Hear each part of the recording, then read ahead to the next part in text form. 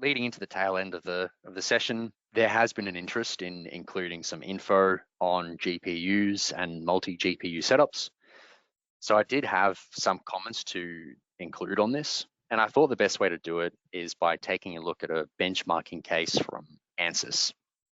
So the case that they used was a rotating drum model where the length of the drum was modified to keep the material cross-section consistent as the number of particles increased, and to also keep the ratio of contacts to particles consistent. So two different particle shapes were considered, spheres and a 16-sided polyhedron particle. The metrics that they considered included the simulation pace, which is the amount of hardware processing time, or the duration, required to advance the simulation by 1 second of simulation time, as well as the GPU memory usage, which, as you would expect, is just the amount of memory being used on the GPU while processing the simulation. So comparisons were made against simulations which used a 48-core CPU against configurations of 1, 2, 4, 6, and 8 V100 GPUs.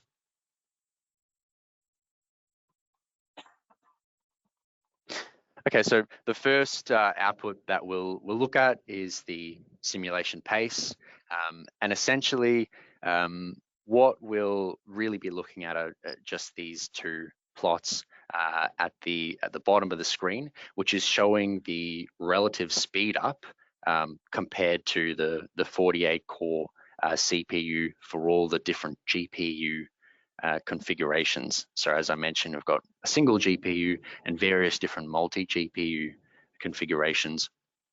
Now we can see that depending on the number of particles, we can achieve as much as a 22 times speed up relative to the CPU configuration with our GPUs, and contrastingly and more dramatically, a 42 times speed up against the CPU for the polyhedron case. And remember, this is a 48-core CPU, so it's by no means a cheap or a weak machine. Now, looking at this plot of relative speed up for the spherical model, we can see, interestingly, that scalability is actually shown to be preserved on all multi-GPU runs, essentially once the memory bandwidth bottleneck is overcome as simulations get larger.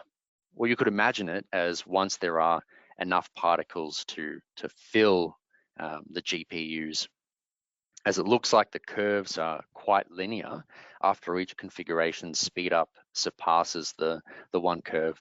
I say this is evident for all GPUs, but really for the configuration with 8 GPUs, the problem is actually still not large enough for it to really, I guess, flex its muscles. This configuration can go far beyond 4 million particles. But as a nice metric in this particular example, you'll get a maximum scaling benefit at a minimum of when there are effectively about 250,000 spherical particles per GPU. And just quickly touching on the GPU memory utilization, just some basic conclusions we can draw from this. The memory utilization is slightly higher for the polyhedron case compared to the sphericals, which makes sense as it's carrying more data for each particle. And in fact, memory consumption per million particles, if we're being a little bit conservative, is roughly 2 gigabytes for spheres and 3.2 for polyhedron particles. So that's per million particles. And there's an initial memory consumption of about 700 megabytes per GPU for general kernel allocation and simulation management, which is on top of the particle memory allocation.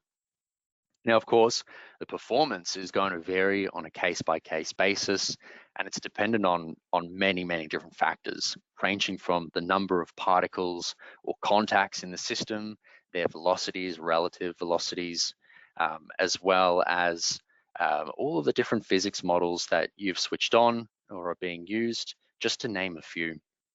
But effectively, we can assert that for practical sized problems, there isn't really an equivalent CPU-based machine, with the GPU results showcasing essentially the benefits of running a highly parallelized solver, which is great because it means that when we are running particularly multi-physics coupled simulations like a DEM CFD simulation, we have efficient resource management between the CPU and GPU because they won't be competing essentially for resources. We'll solve the CFD problem on CPU and the DEM solution on GPU. Okay, so when it comes to GPU selection for workstations, there are many things to consider. As an obligatory, I've put in the minimum requirements on screen, but of course, we want to maximize our return on investment for the software. So we need to be able to extract the most performance from our system based on the available resources. So when speccing a GPU, the most important performance metrics to consider will be the memory bandwidth on the cards. This is the primary bottlenecking factor, and basically will control the amount of data the GPU can read from or write to its memory in a given amount of time. We want to maximize this to make sure that all processing cores are fed with data, because if the bandwidth is too low, the cores will be spending time, wasting time, waiting for data, leading to, of course, underutilization of the GPU's computational capabilities. For memory size, this will roughly correspond to problem size. As you can imagine, the more memory we have on the GPU or in our system, the more particles we can have in our models. And double precision performance will be, is always important, but will be the dominant factor, particularly for non-spherical cases. And single precision performance is relevant for all simulations. Now, of course, in the context of GPU selection, you might be speccing a workstation which you want to put together or buy, whatever it is. Alternatively, there are cloud computing solutions such as Ansys Gateway, which is powered by AWS, or Microsoft Azure.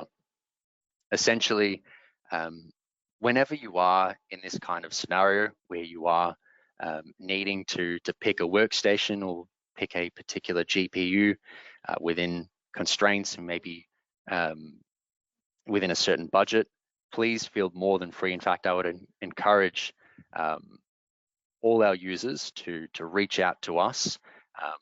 We can support you in this process and guide you to a suitable GPU given all the constraints that come through this process.